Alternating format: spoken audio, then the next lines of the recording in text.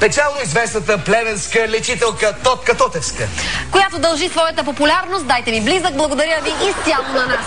Сигурно ни е много благодарна. Как мислите, Рачков? 100% госпожица Игнатова. Професор Вучков всеки ден ми носи по един буркан мед. Викам, няма нужда, той вика, не, моля се, ти ме да прави популярен, вие ще ме обидиш с вратата всеки ден с един буркан. Ти трябва да му носиш мед. Защо?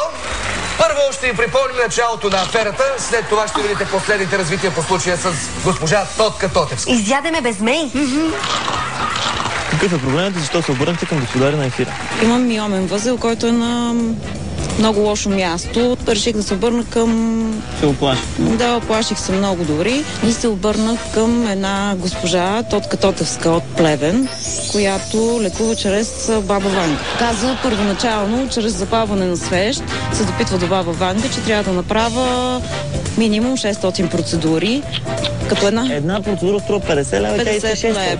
Да, около 60 хиляди лева. 5 хиляди лева. Пациентката Таня отиде при лечителката Тотевска, за да научи колко още има да плаща за своите процедури. 300 хиляди лева за дава. И още колко трябва да дам? 2000 бройки, колко са? 1300 ще остане. Колко пари 2000 съм взела заедно, много пари са. Колко? 100 хиляди ще пани от живота ти. Здравейте, скъпи приятели от мен, аз съм Венцислава Григорова Павлов. В момента се намираме пред областна дирекция на МВР Плевен, където на 5-тият етаж е поместена окръжна следствена служба Плевен. Тук се намира госпожа Тотка Тотевска, която е с мярка за неотклонение, задържане под стража. От тук нататък Плевенският окръжен съд ще реши нейната съдба.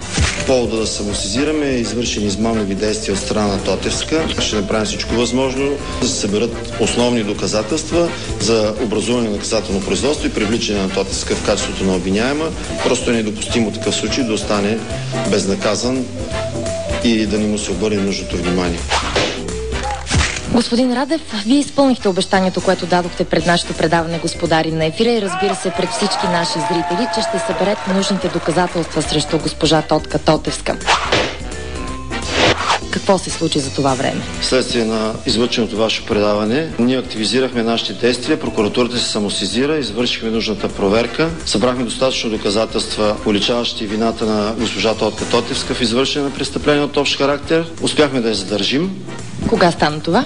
Това стана на 8 август. Заловихме я в дома й, след отново оговорена среща за провеждане на сеанс и успяхме да я заловим този начин. Тя се укриваше доста време, значи не само ние гледахме вашето предаване, но и тя явно го е гледала и тя беше предприяла такива действия, но все пак ние успяхме да я задържим и да продължим да работим с нея.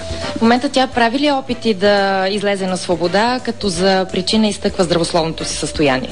Да, прави няколко опита. Такива всичките им молби за промяна на мярката се в тази насока.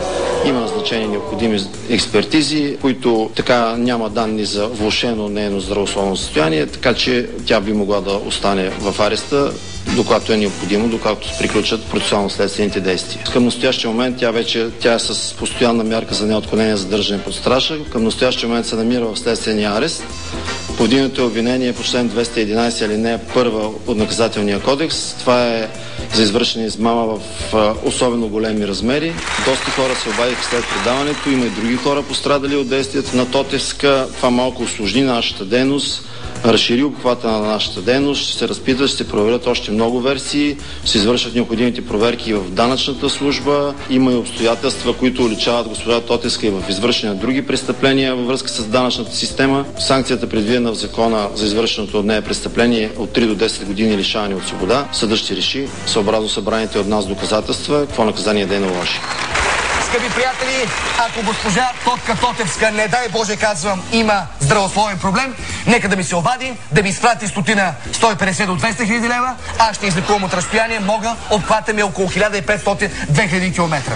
Скъпи приятели, ние ще продължаваме да следим случая, защото за човешката алчност лек няма.